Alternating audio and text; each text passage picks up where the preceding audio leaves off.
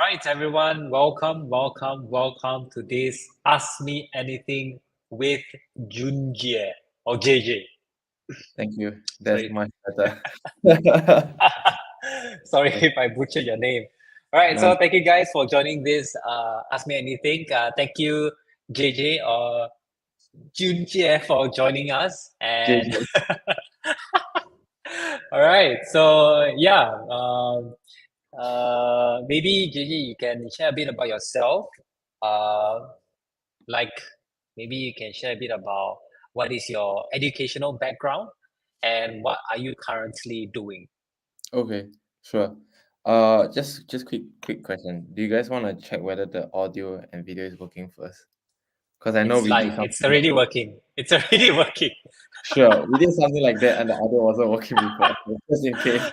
All Yeah. right. Yeah. So I think Yeah. but it's okay. Yeah. Okay.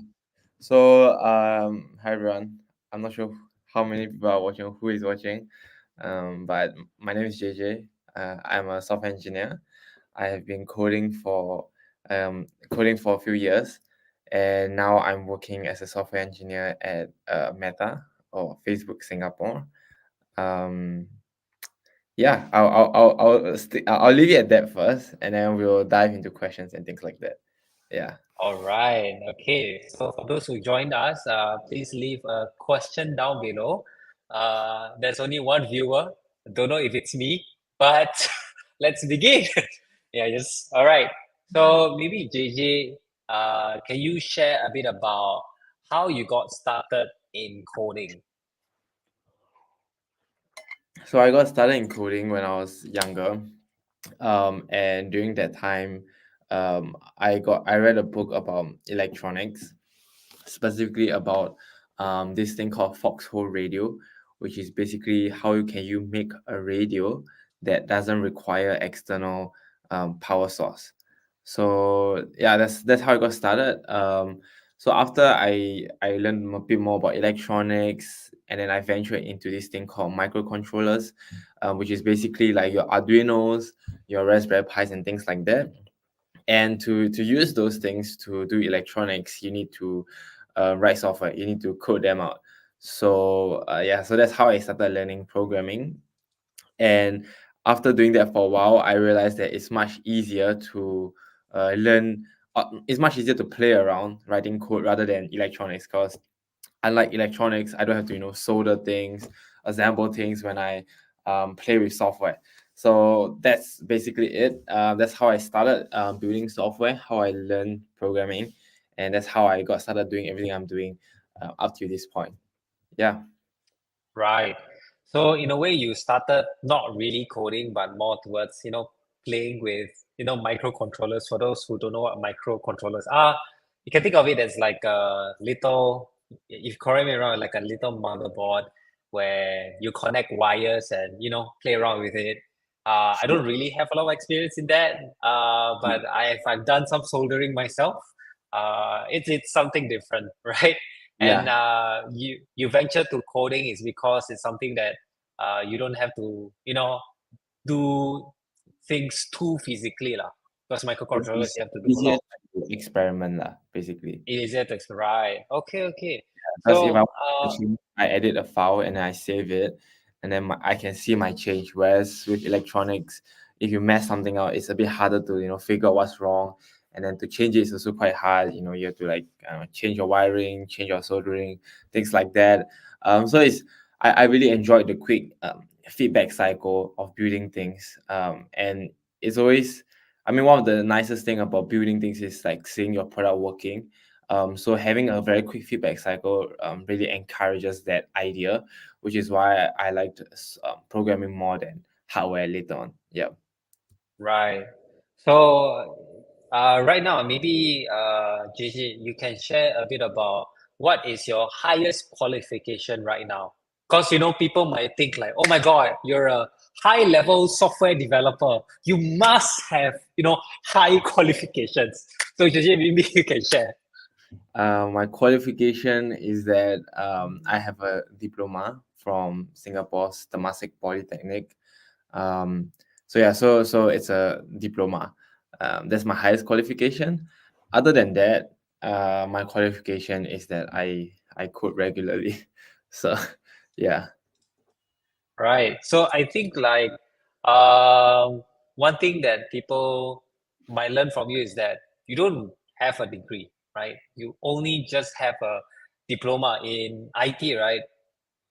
Diploma in computer engineering. Computer engineering, right? And you're doing software, not engineering, right?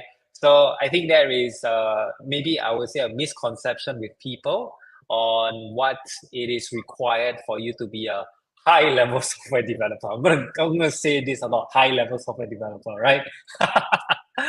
Right. So then maybe you can share like when you were starting to learn to code, right? What was like the common like challenges that you faced when you Mm. were starting to beginning learning to code? When I first started to learn how to code, I think the biggest challenge is that I didn't know what I didn't know. So basically, where right now, I would say that I'm in the state where I more or less know what I don't know. So when I'm faced with a new problem that I don't know, I can kind of have an idea of how to figure that out, or like at least I know like where I start at. Whereas when I started out, it's very hard for me to know what do I go and learn, why should I learn something, how does it relate to things like that. So it's really like the lack of clarity, I would say, and not just clarity, but also like lack of understanding of the general landscape for you to know what you don't know. So that's probably the biggest thing I struggle with because um, when I first started out learning programming, I'm like, oh, if I want to build this, what do I need to learn? How should I do it? I have zero idea, and I'm quite confused with things like that. So the thing that really helped me over time is as I learn more and more, I'm able to so-called connect the dots together, and the more dots I was able to connect, the more I can, in a sense, form an opinion on the things that I don't even know about yet. I can kind of like extrapolate um, or guess how that would be like and test my hypothesis. So at least I have somewhere to start from now. So it's very much like incremental or cumulative process over time where your results just add on to each other and compounds over time. Yeah. So I think the biggest thing is I just didn't know where to start. I didn't know what to start at, and who to ask for help, and things like that. I don't know what's the right question to ask. Yeah. Right. So in a way, you are like in a way brute force in terms of like learning, like because you don't really have a structure of what you're learning, right? Yeah. Okay. Yeah. And for everyone who's watching right now, thanks for asking the questions. I will be posting the questions later on in a few more minutes. For me, I just want to ask a few more questions that I think will be very beneficial for everyone who's watching as well.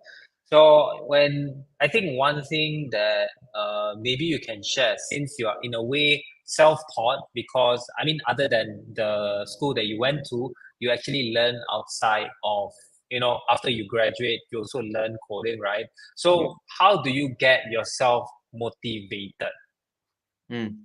I would say that everything that I coded after I, in a sense, left school, is things that I use.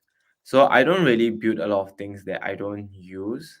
Everything that I build mostly stems from things that I use. So, very quick example, I built multiple extensions on my code editor so that I can code faster. I can have my particular type of workflow.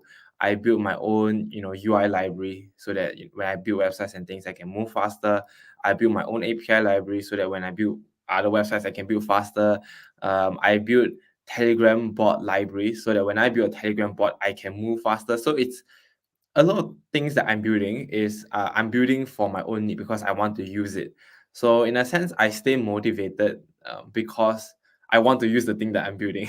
So and there's no one else to build it for me, so I just go and do it. Yeah. Right. So I would say that in a way, you are just solving your own problem.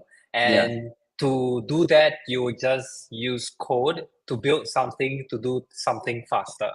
So Right. build a plugin in maybe VS Code to Yep. do coding faster, right? So Yeah. these are the things that in a way help you motivate in terms of like learning to code.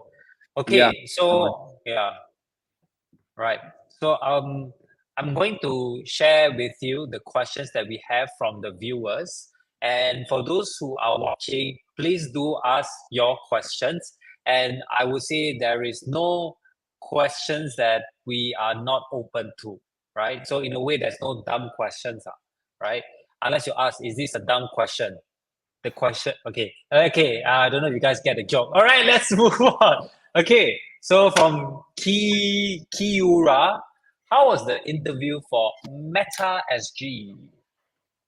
So to summarize a bit, the TLDR is that I didn't really go through the conventional route. So whatever I say, you guys have to take with a very big grain of salt. And it's probably not the way that most people have done it. So I got in directly through a recruiter that helped to push my profile quite hard, and I joined at the peak of layoffs and hiring freeze.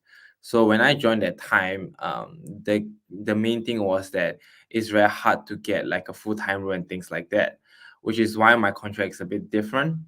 So it may not fully apply to everyone, but the key thing is still fairly standard, right? You still have your your online interview test, your lead code kind of questions, and then I also did a take home assessment, take home assignment kind of thing, like a take home project. I did the project, and during the interview, they will ask you about your project, ask you to make changes here and there. You just make the changes, you explain why you did this. So to be fair, I think it's a very standard interview experience. I think more or less if you join any company, it will just be like that. But I think the expectation is probably a bit higher. The expectation is more um how do I say? They may expect a bit more in-depth knowledge, and they may expect a bit more like in-depth understanding of what you're talking about. So for example, let's say when someone asks you a question, and then for example your take-home project is a React front-end project, right? So if they ask you a question about, let's say, oh, why does this React hook work this way? If you give like a very brief answer that is, let's say, from the React website, then it shows that you only know it at a surface level. So that's probably what they are not looking for. That may help you get past certain interviews from other places, but over here it's a bit more in depth. So they want you to really dig deep into it, explain it at the root level concept and things like that. So yeah, so I think that's the interview experience. It's not necessarily very different, but it's just a lot more in depth to really test whether you know your stuff. Yeah. Right. So in a way, like you really have to know more than what is being presented in for example, a React framework, right? You need to actually understand what is behind the abstraction, right? For those who don't Yes. know what's abstraction, it's like basically you have a certain thing that is presented, but what is the behind the scenes, right? What is React's behind the scenes and why it and do you have to explain like what, like for example, because every framework is different, do you also need to explain why certain framework was created a certain way? I think it's just it's less about that and more about whether you have fundamental understanding of what you're talking about. So I think the easiest way to think of it is um if whatever answer you have is the first answer that you see after you Google it, then probably that is too shallow. If that makes sense. So for example, let's say you have let's say a React page, right? And then they ask you, oh, how does the page render?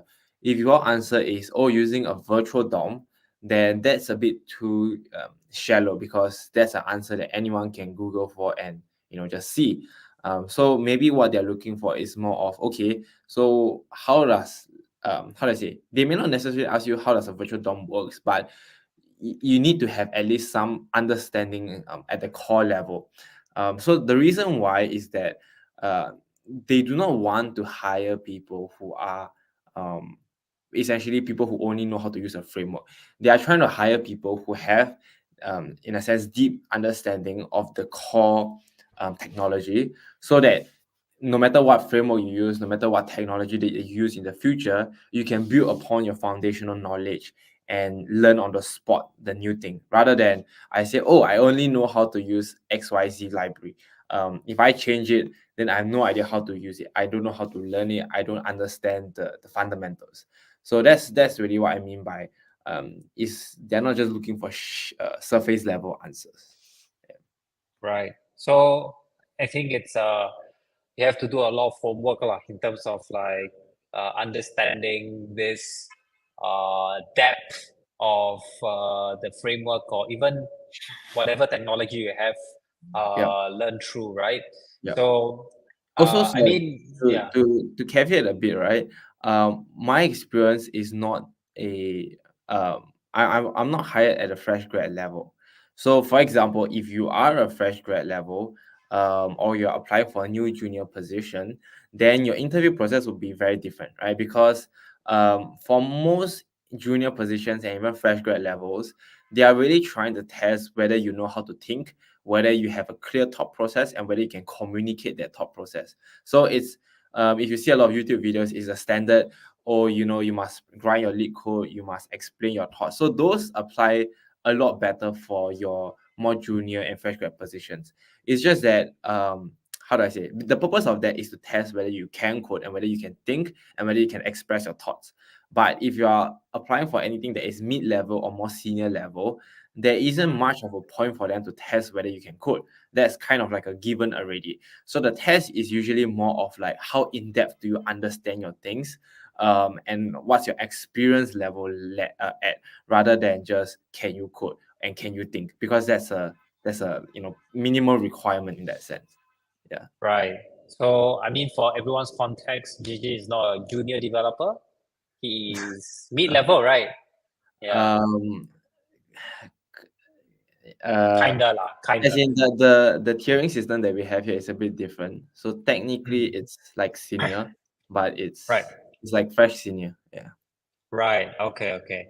So, JJ has a lot more experience than me. So if you have any questions in terms of like understanding how to be maybe even a junior level, I think JJ has very good insights in that as well, right?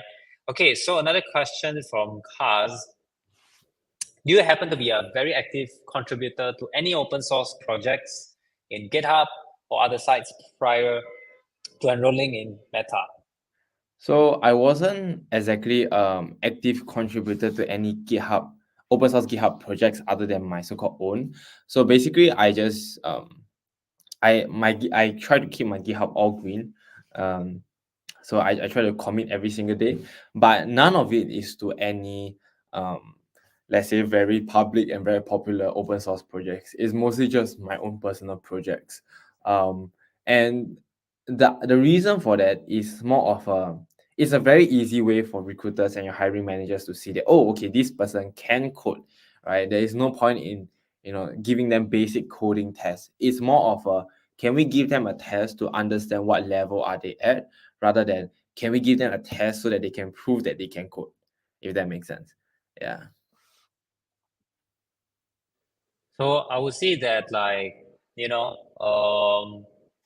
GitHub is just one of many ways to see if you are able to code. I think for you, it's an understatement where someone at your level, I mean, for you, you also didn't really share on how committed you are in terms of your GitHub contributions. So Okay. for those, for those who don't know, let me share. He has been committing to GitHub almost for 4 years, right? So I've been Or coding more than that. every single day and committing every Mm. single day for about five, almost 5.5 years. Yeah. So Yeah. I think that, okay, there's another question here about maybe I'll answer Michael's question first about yeah, do I know what makes me stand out? So I think the key thing that made me stand out was that, okay, there's a few things that, right? The first thing is that during the online assessment test, I scored, I think, 90 out of 100 points for the online test. So that helped give my recruiter a lot of confidence that if they put me up for the face-to-face interview, the physical on-site interview, I would probably do quite okay. So yeah, so that's the first thing is, if there is an online assessment test or there is some sort of test, study for it, and make sure you do well, right? Because if you can't even pass the first round, subsequent rounds are very hard, right? So once I passed the first round already, um, the subsequent rounds, it was a take-home project. The take-home project, I basically did, um, how do I say? I made it so that it's like over the top in a sense. So basically, whatever minimum requirements they give you for your take-home assessment, I just did a lot more than what they expected. So they were expecting me to build some some sort of like a to-do app, like okay, if you've seen, like, let's say Jira or Trello, this kind of task management app, they wanted me to build something like that. So I did something like that, and I did a lot more. So I did, for example, I made the UI, let's say, mobile friendly. I added loading states, error states. I added login, logout, things like that. I added a backend to store the data. So I kind of went above and beyond, so that when they see it, they know that, oh, okay, you are capable of all these things, and things like that. And I think the last thing that made me stand out was that during the interview, when they were asking questions and things like that, I was able to respond pretty well, in a sense that um, I didn't really I knew the answers to what they were asking for directly, because I've been doing it for some time and I had a lot of experience with it. So whatever they were asking me, I could answer directly, even though I may not necessarily code it out immediately, because it takes a bit of time for what they're asking. But the fact that I knew the answers, I knew exactly what to do, the step by step. That's kind of, I think, what stood me apart from the rest, because from what I heard, let's say some interviews, they knew the answers, but they didn't communicate it well. Some other applicants, they were able to find the answers and then do it, but at least for my role, they were looking for someone who already knew exactly what they were doing. They knew how to do it. It's just a matter of doing it or not. So I guess that's the reason why I was able to stand out a bit from the rest. Yeah, and it definitely helped that the last thing I did before joining here is that I built my own startup. It was kind of like a two-person show, but I was the only tech person. So I built the entire product from scratch. It was a working product. We had some users. So that definitely helped to inspire confidence that I'm someone that knows how to build things. I'm someone that can build something, and I'm not someone that needs guidance. So I guess that's probably what stood me apart from the rest. Yeah. Harish, you're muted. I know. Oh my God. So to just summarize what JJ has mentioned, I think to really just summarize in one sentence, just overdo it, right? Yes, Just yes. overdo it. Don't Yeah, hit the minimum basic yes. requirements, Over right? delivery. And Yeah. oh yes, over deliver. Exactly, over deliver. So I think like one thing that I really like is that you do more than what is given, right? And that is something that everyone will, or any company or employer are always looking for Mm. people who are putting a lot of effort in terms of whatever tests that they have gone through.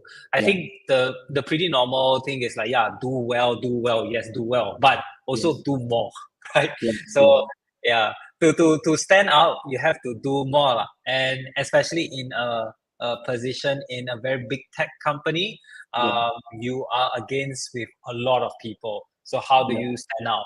Yeah, so that's where like you really have to put in your work. And at the same time, and like you mentioned, JJ, is I mean, you do have a lot of experience in terms of coding. So maybe for those who are here who are not as experienced as you, right?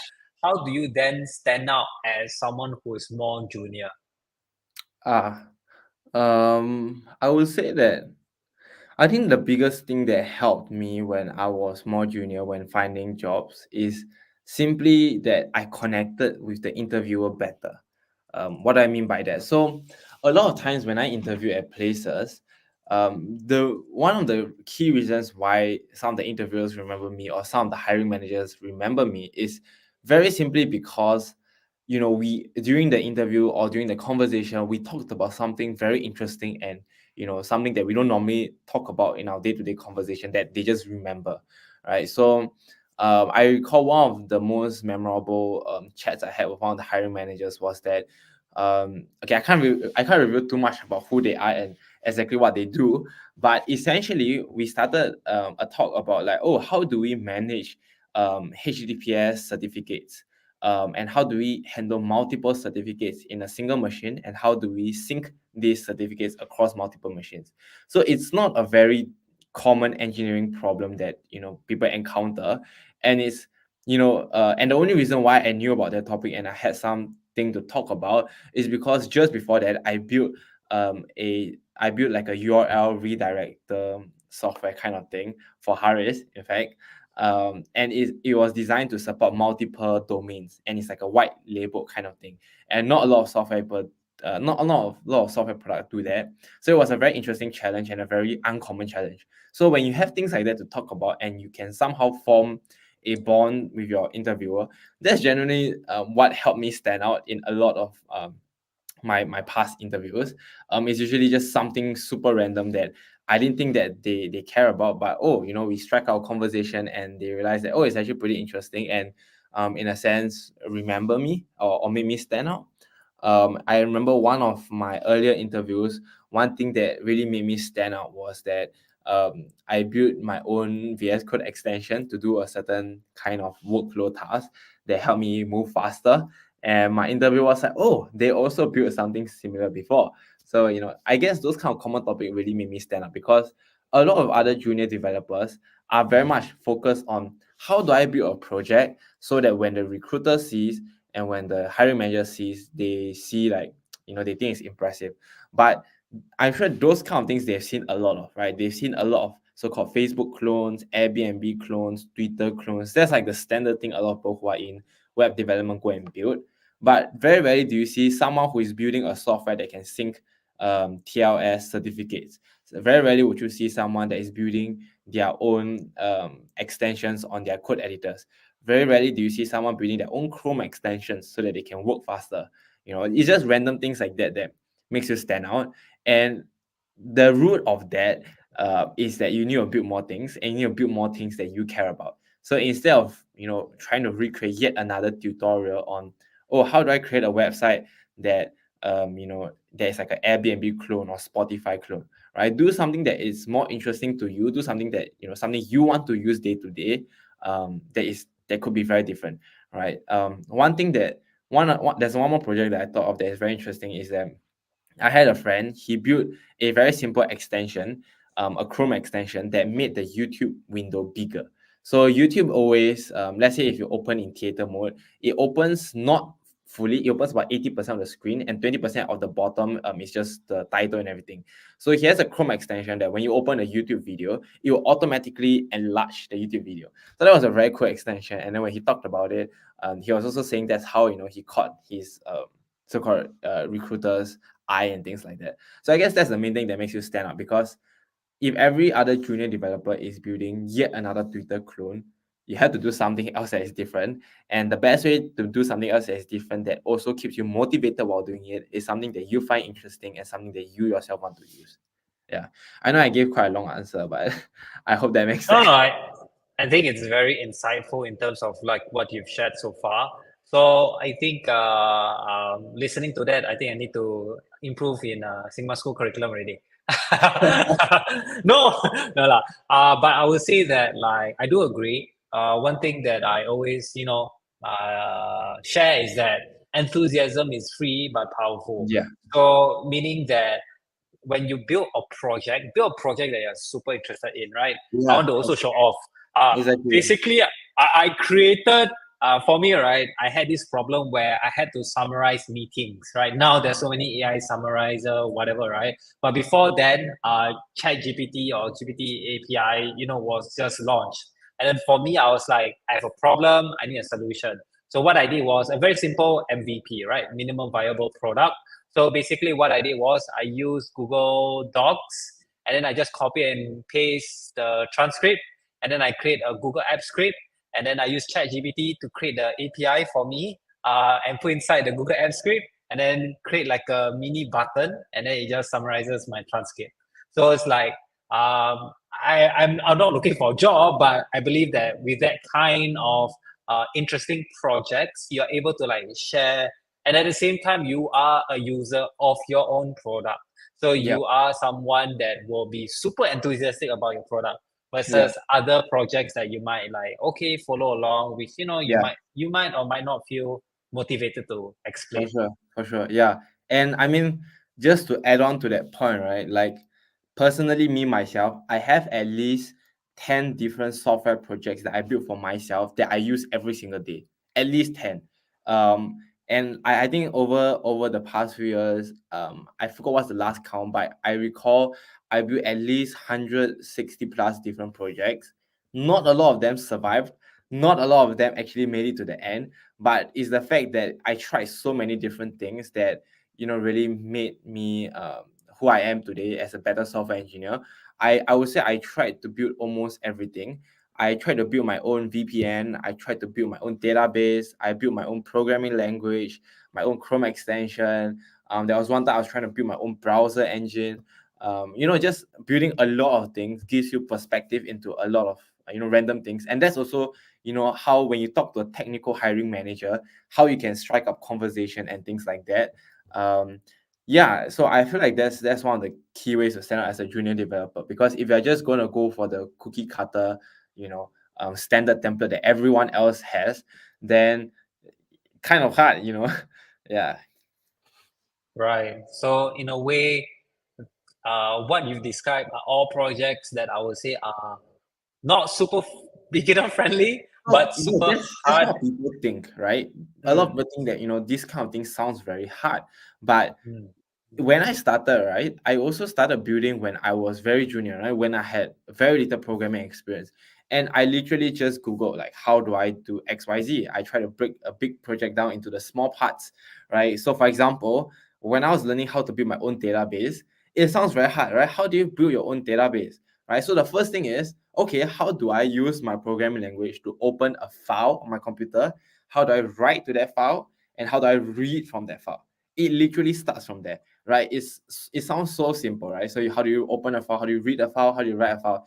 Then later on you progress, right? Okay, how do I store my data in this file so that I can easily search it, right? Things like that. So, and maybe let's say if I have a lot of data, how do I break it out into multiple smaller files so I can store it into multiple files? And then when I read it, how do I reconstruct it by pulling all the data from the different files back and then trying to figure out where the data is? So how do I say, like, every project may sound complicated, but I all started with a very, very simple version of it, the most simple version of it. When I started building my programming language, it sounds very difficult. Right? How do you even build your own programming language? The simplest version I could build is, okay, what's a programming language I can build where if I type the number one, it will return me the number one, right? It sounds so simple, right? And then you move on to, okay, if I have a math equation, if I type 1 plus 2, how do I build a programming language that can return me 3? So it's not, when I start building, I'm not building directly and aiming for the final stage all at once. I'm aiming and I'm building towards the first very small goal at once, right? Including my VS Code extension, right? How do you even start building a VS Code extension? The first thing that I did is the simplest thing, right? When I installed the VS Code extension that I built, can it say hello world? Right? It's literally that. And then from there on, you build more and more on top of it. So I would say that even if you're a junior, don't be scared about building projects that sound crazy, that sound scary to you. Because it sounds scary because the number of steps to get to the final thing is very far. But if you're just trying to get to the first step, it's actually very easy and not scary at all, right? Getting to the second step is not difficult. So it's just taking that few steps and then continuing doing it for a long period of time. And then eventually you somehow figure out how to get to the end goal. So that's usually how I would take on a complex project. Because personally speaking, I did not actually, like I said, I didn't go to school for I didn't take a degree in computer science and things like that. I didn't have formal training. Everything that I learned is either I Google it or I watch YouTube. And personally, I would say that I'm a very shy person in terms of talking to people like in the real world. So I'm fairly I don't think I've asked a lot of technical questions to other people. Everything that I've learned so far and understood so far is all based on what I've read from other people. Very rarely do I ask questions. So how do I say? I don't really exactly have a traditional how do I say upbringing in terms of my Background. education or background. Yeah. So everything that I know and everything that I've been saying so far is just whatever I've tried myself, I failed at or I learned from. Yeah. So that's yeah, if that makes sense.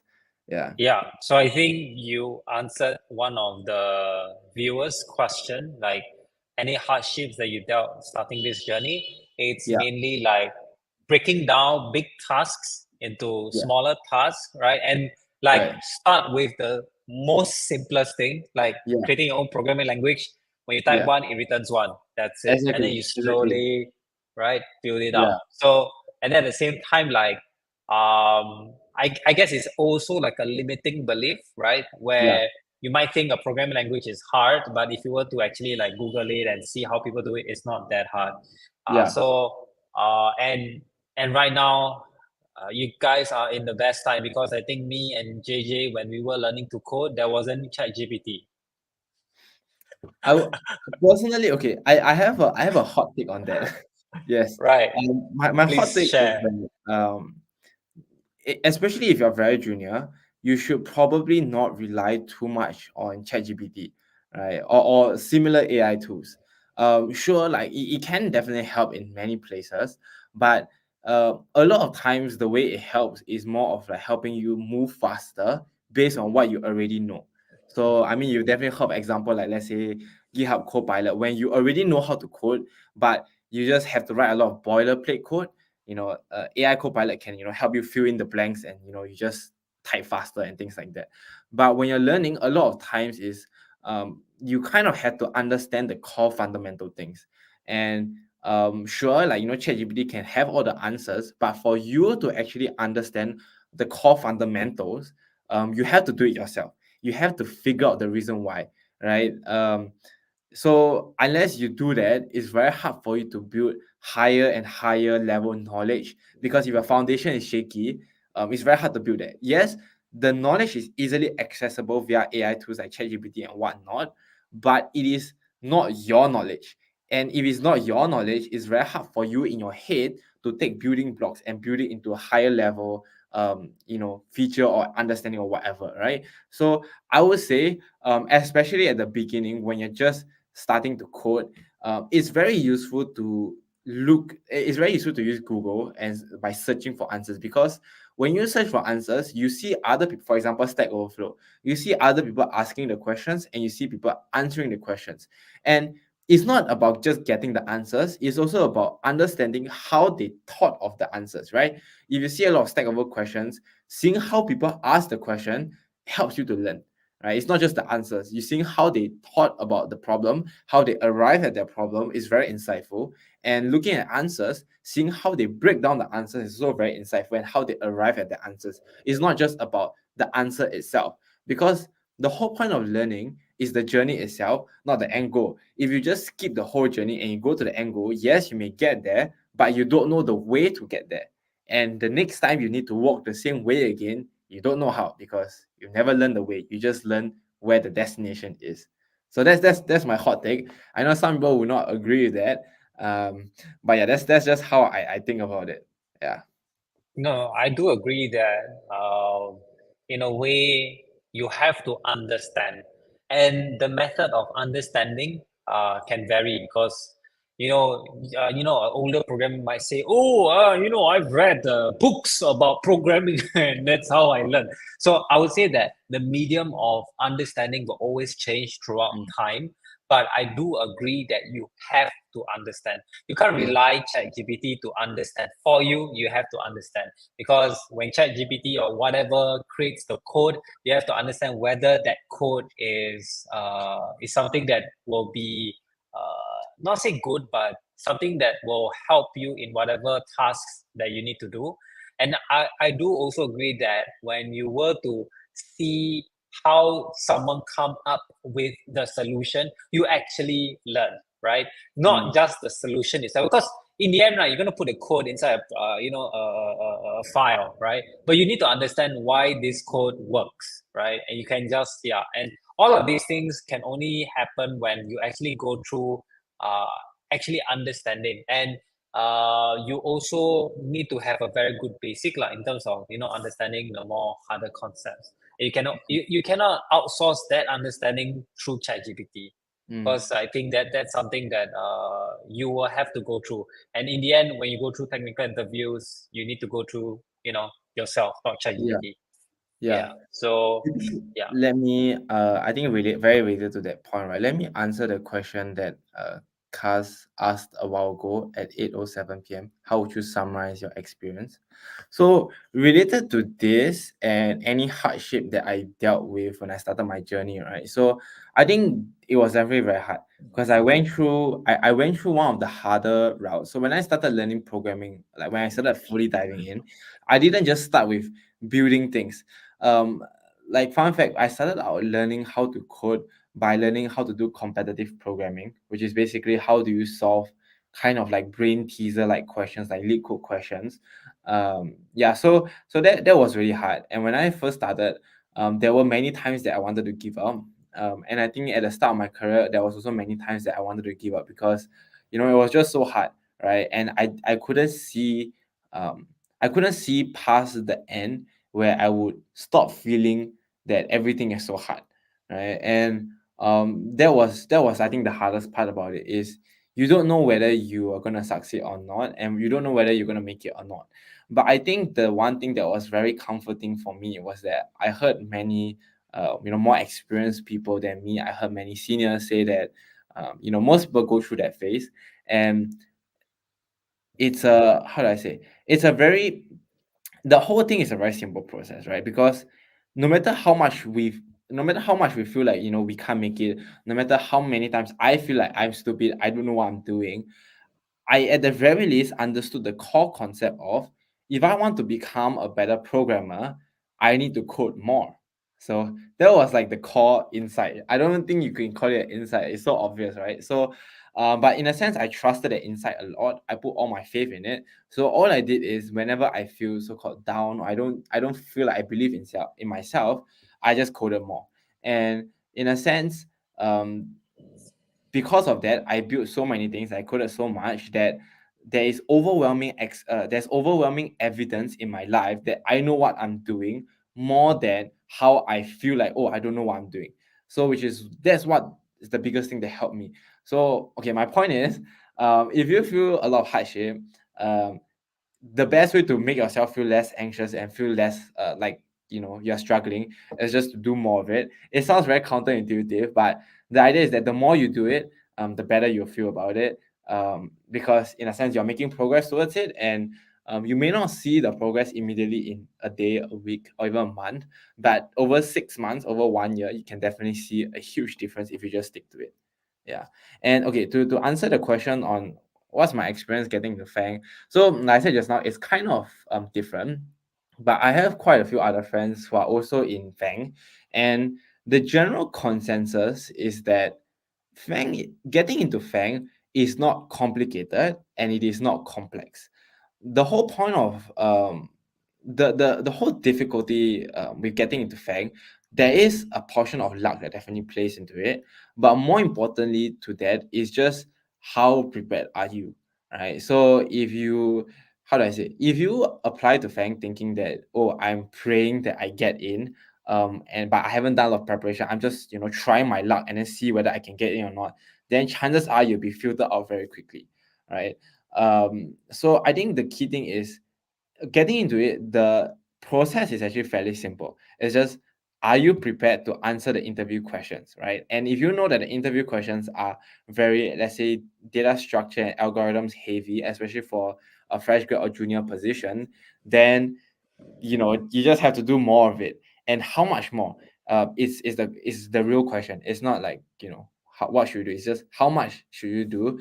And I think like the amount of volume that you need to do in order for it to work is a lot of times underestimated by people. Some people think like, oh, if I just do, let's say, 50 questions I can get in. Some people think that, oh, if I do 100 questions I can get in. So there's really no number, but at least from amongst my friends, the average number of lead code questions that they have done at the medium level and above is about 200 to 300 questions. And it's not saying that that's the magical number, but they did it to the point where there's, for any new medium level questions or harder, they can solve it immediately. In a sense, they don't have to think too much about it. They have already practiced it so much that it's like muscle memory. So I think it sounds hard, but it is hard, but it is not complicated. It's a very simple thing. All you need to do is really just practice, um, and practice. Yeah. So I hope that answers the question. Yeah, don't think that it's complicated, or it's like, there's a lot of steps to go through and whatnot. Uh, it's just a few core ideas, and then how much you should practice, right? So I would say that the analogy that I want to think of is like, when you go to a gym, you don't judge someone by how good their technique is. Usually you judge someone by how fit they are, if that makes sense, how big their muscles are. I know it's not the best way to think about it, but um let's say you go to a gym, you would rather trust someone with very big muscles to tell you how to work out, rather than someone who is very skinny, but then they said, I read all the books about it and I read all the books once, right? So, you rather trust someone who has done it before and done the basics well. Yeah. So that's my take on that. Um, Right. yeah. So before we move on to the question, I just want to add that outwork your fear. Competition. Yes. Oh yes. Yeah, Outwork your anxiety, outwork your fear. outwork, yeah, outwork your fear, because if you were to go back to the simplest things that we have done, Mm, when we were babies, we were afraid of walking. yeah. When we were able to walk, we were afraid of running. And now it's Mm, just like, it's because we've done so much of it, right? yeah. So yeah, just volume of work, and you will have to do a lot. Two Yeah. hundred and 300 questions, it's a lot. Yeah. So yeah, it's so for those out there, when you think, oh, I'm done with 10 lead code questions, that's like, Yeah.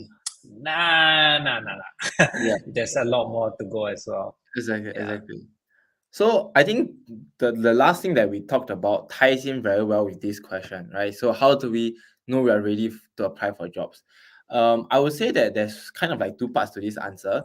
The first part is that you would never truly know until you apply for a job.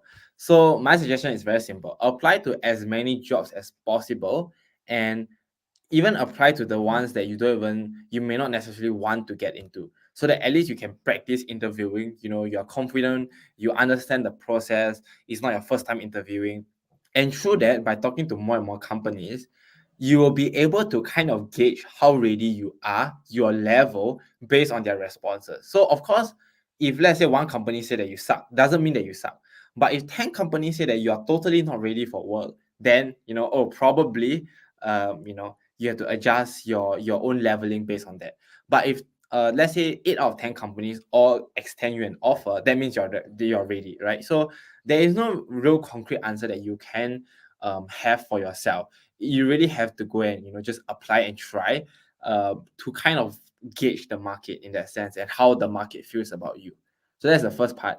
The second part is, if you have to ask you this question, like how do we know whether we are ready, there is probably a high chance that you are probably not ready, right? And it sounds like either you are asking for someone to validate that you're ready, um, or something like that. So I would say that firstly is, of course, apply to as many places as you can, and then let the market tell you whether you're ready or not. But secondly, if you ever feel like you're not sure whether you're ready or not, I would say always do 10x more work. So basically what I mean is, let's say after you do 10 lead code questions, you ask yourself, oh, am I ready or not? I don't know whether I'm ready or not. Should I apply? If you are thinking about that, then you just do 10x more work, 10x more volume. So you just do 100 legal questions. After you do 100 legal questions, you should get a much better idea of, am I ready for an interview, compared to, if you only did 10 questions. So that's how I think about it. Is that you can kind of have a way to kind of test yourself, gauge yourself. One way is to ask the market to so-called rate you. The other one is just by doing a lot more work, so that you can kind of understand where you are in your so-called skills and expertise level, based on how fast you grow during that period of time. Yeah. Hope that answers the Right. question. I um would say also, if you are really afraid of going to the job interviews, I do understand that. So one thing that you can do is ask people around, like your friends, right, who has successfully gone to a job interview and got a job from the interview, and then ask them to do like a mock interview with you yeah. and see what's their honest opinion on that. And if they say no, you're not ready, then it's probably more accurate. If they say you're ready, then you have to still question that because they might just be nice. Yes, It's correct, like, yeah, correct. yeah, yeah, ready. It's like, Yeah, nah. Yeah.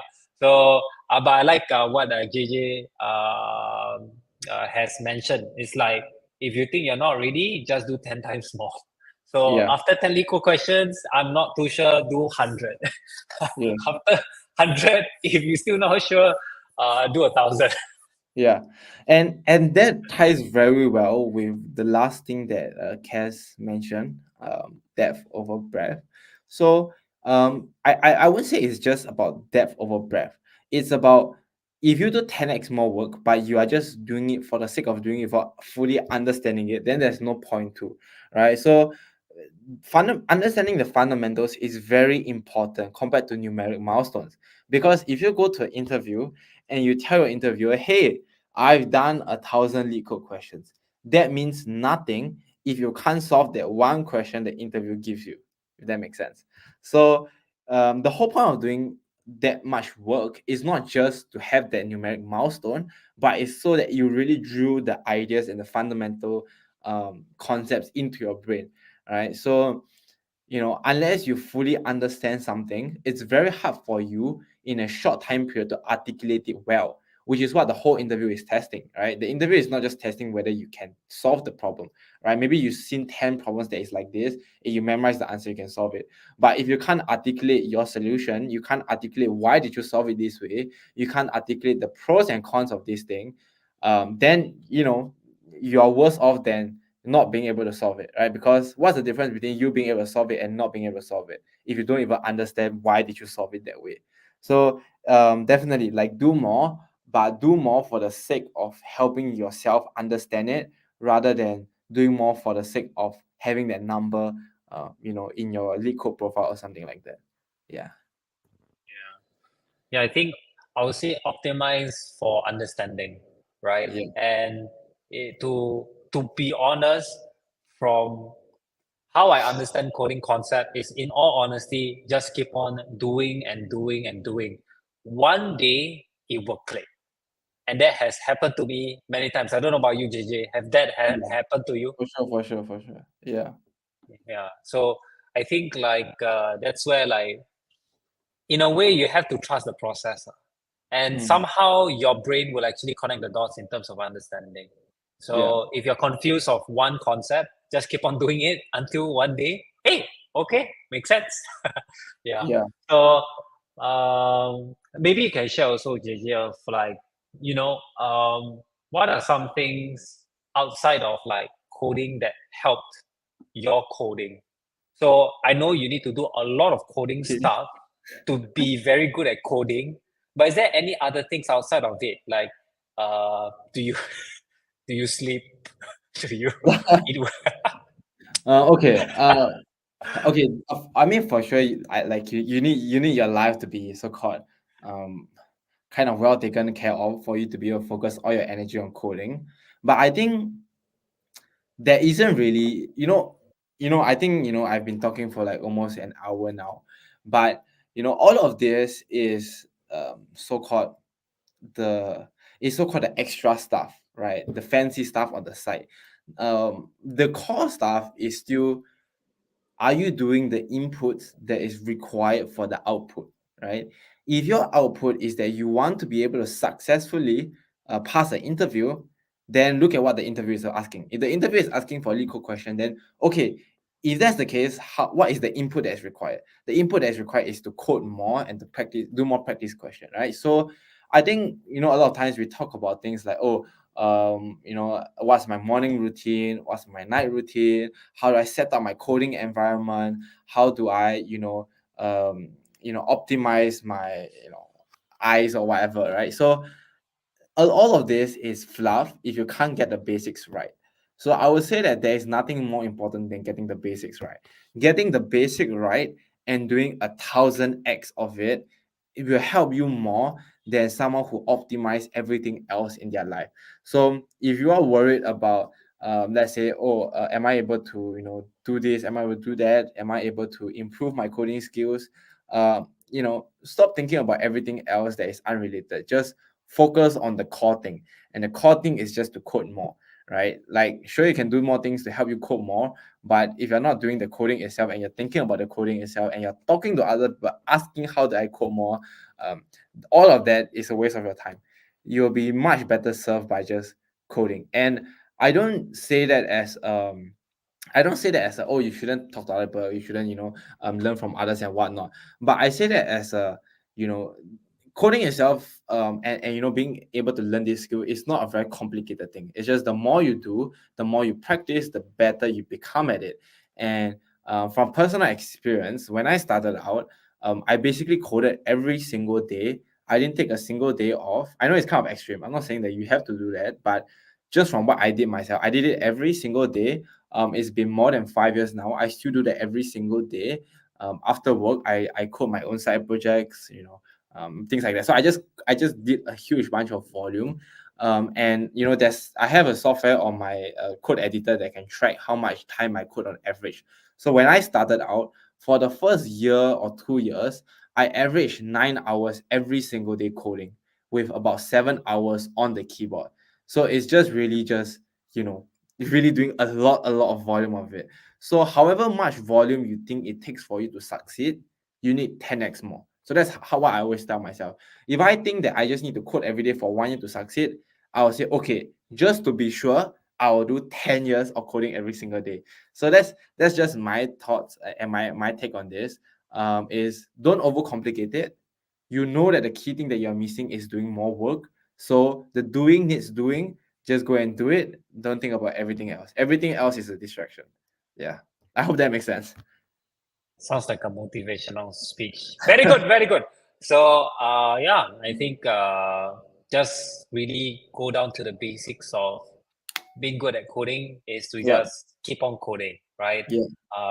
And it depends on how much you think coding is worth to you, lah. If it's very Yeah. important, then you do a lot of it, right?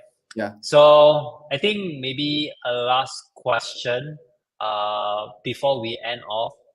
What is one thing that if you were to go back in time, you would do differently to, Um. achieve whatever you have right now? Okay. I think the key. Okay. I don't think there's too much I would change, but if there's anything I would change, I would say I would do 10x more work. I will do 10x more than what I did right now, than what I did previously. So even though I feel like I did a lot of things, a lot of times I had a lot of distractions. Right. So for example, when I started out, yes, I coded a lot, but then there were times where I get distracted. For example, I spent a lot of time using. I'm sure some of you may have heard of it, this thing called Vim, like an editor, Vim, Neo Vim. I wrote my own plugins to customize. I made it very nice. I did a lot of things that were not the core thing, right? I did a lot of things that were related, right? I made my programming environment very nice to use. I optimized for how do I have the right sleep cycle so that I can code the best, things like that. How do I optimize my food so that when I code I don't feel sleepy? I feel like a lot of these things might have helped, but I think the biggest thing I would have told myself is just focus on the core things, do 10x more than what you would need, and yeah, that's probably the only thing that I would change. Is just do more. um, I won't necessarily change how I would get here. Yeah. Right. I think it's not do more, but get less distracted. And that's Yeah. where you're able to do more, right? Correct. Yeah. Stay more Yeah. focused. Yes. Yeah. Stay more focused. All So right. I Thank think you so much. I think Ah, sorry, let me just add one more ah, thing. So I mean yes. it's kind of funny that I'm sure some of you are listening to this live stream, watching this live stream. I would say that yes, this live stream maybe I've answered some questions that could have possibly helped you, but if you spend this 1 hour coding, that will probably help you more over time compounded. Yeah, because uh, I would say that most of you, from what I heard from Haris, are at the fairly junior level, or before your first job. What you need right now is not more advice. What you need right now is not more information. What you need more right now is not more thinking and lessons. What you need right now is just more doing. All right. So every hour that you're not coding is an hour wasted. So I would say more than anything right now, especially if you're very junior, very fresh, just do more, code more. Yeah, and that's probably the one thing that will help you more than any other thing that I've said so far. Yeah. Right. Maybe after today, someone will like, oh my God, okay, I'm going to code. Quit this live stream. Yeah, I Right, mean that kind of that'll thing. be that. Why not? I'm gonna quit right after this call as well. So Right. All right. So I think thank you, JJ, for coming into this what do you call this live stream, Ask Me Anything, and thank you everyone for joining in this as well, asking questions to really understand how JJ go from some sort of like where you are guys right now. I'm just saying very right coding got yeah, inspired already. nice, nice. Yeah. Yes. So Kumbaya. yes, yeah. So I would say that yeah, the work needs to be done, and most of the time you will have to do the work. Yeah. So Vim, I think JJ a quiz question about Vim. Were you obsessed over it to the point that it's close to reinventing Atom? No more Um, skips. I would say that okay, I mean I don't think it's close to reinventing Atom. There's a whole S project. But I think the key thing I think the key takeaway is just that I spent too much time on a rabbit hole that didn't help me on my core thing. And I tried to convince myself that it helped me. Right. I told myself, oh, if I can just make my shortcuts and key mappings a bit more optimized for my finger position, I will code a bit faster, and then later on I will reap the benefits. But a lot of times that is just an excuse for me to not code. For me, it's an excuse for me to not do the hard thing, right? When I'm stuck on a let's say a project, I'm like, oh, maybe I'll go do something fun. And then, like, try to customize my things, whatever, find the perfect color scheme. Like, all those are kind of waste of time. So I kind of transition quite the opposite direction. So right now I use a very boring font, a very boring scheme. It's just a dark scheme with like maybe two or three colors in it. It's very, very bare bones, right? So that really helped me like 180 my direction and just go back to focusing on the core thing. So yeah, I mean it's not just Vim, it's like Vim, a lot of other things. It's just okay, those are all distractions to me. I just need to sit my butt down, look at my computer for a few hours straight, and just really focus on solving the core problem. If I find myself getting distracted, I would rather take a break rather than do something else that is miscellaneous or related and convince myself that I'm being productive. Right, like maybe after a whole day, oh, I spent a whole day customizing my editor, but I didn't get any work done. I didn't learn anything. Right, I just learned how to configure a bunch of things. Right, writing configuration scripts. That's not going to help you in your job. So yeah, so I think I hope that answers the question. But yeah, Yeah. it's definitely just So focusing on the yeah, core I thing. think one thing that right now people uh maybe they might agree with me is, but I would say like for me personally, because I've known JJ for quite a while, like JJ is one of the more obsessed people in terms of coding, right? Not saying that that's a bad thing, right? Everybody Great thing. are obsessed with other things, right? Yeah. But it's like I see that like I don't know if you guys can feel, but JJ is really obsessed in terms of coding, and that's why he codes every day, and Yeah. that's why he's able to reach to a level of where he is now, and that requires a lot of effort. And the only way that I believe that you can reach to the high level of output that JJ is able to do, or input and output, is obsession. So Yeah. I would say that like JJ is really to the extreme of like high level developer, right? To where you don't need a degree to prove that you can code, right? It's like JJ it is like he is I don't know how to say, but it's showing like how much of like he knows about code because he is obsessed about it. right? Yeah. So I would say it depends on what your goal is. Like if you're obsessed with code, then yes, JJ will be a very good example, right? But I would say in essence, see what you are right now, how much of hours you do coding. Like it's a very simple fact. Yeah. Coders coders code 8 hours a day. How many hours a day are you coding, and how much of difference are you closer to that goal? Because Yeah. if you don't do that, what's the point, right? So Yeah. in a way you have to reach to, like, 40 hours a day coding, 40 Yeah. hours per week, sorry, Yeah. coding, to reach the level of being Mm. a software developer. And let me, Otherwise, yeah lah. Yeah, sorry, very quick interruption. Let me just add two things to yeah, that. The first thing is, yep. if any of you are using VS Code, the code editor, there is this extension called Code Time. CODE space Got a TIME. lot lah, actually got a lot lah, but Yeah, yeah, and there's many others, but the very key yeah, idea is that code time literally tracks how long are you looking at your screen with VS Code open and how long are you typing in VS Code. So you can see how much time you're actually coding, you can see how much time you're actually working on your project, and the best thing is you can see your weekly average over time, you can see your 90-day average, and you can even see the global 90-day average, which just means that across everyone in the world who use this extension, what is the average time people code at? So my concept is very simple. If I want to beat someone and I don't think that I'm that smart, I will just need to do 3x, 5x more than what they are doing. If the global average is 1 hour a day, I will do 5 hours a day just to make sure I beat the average.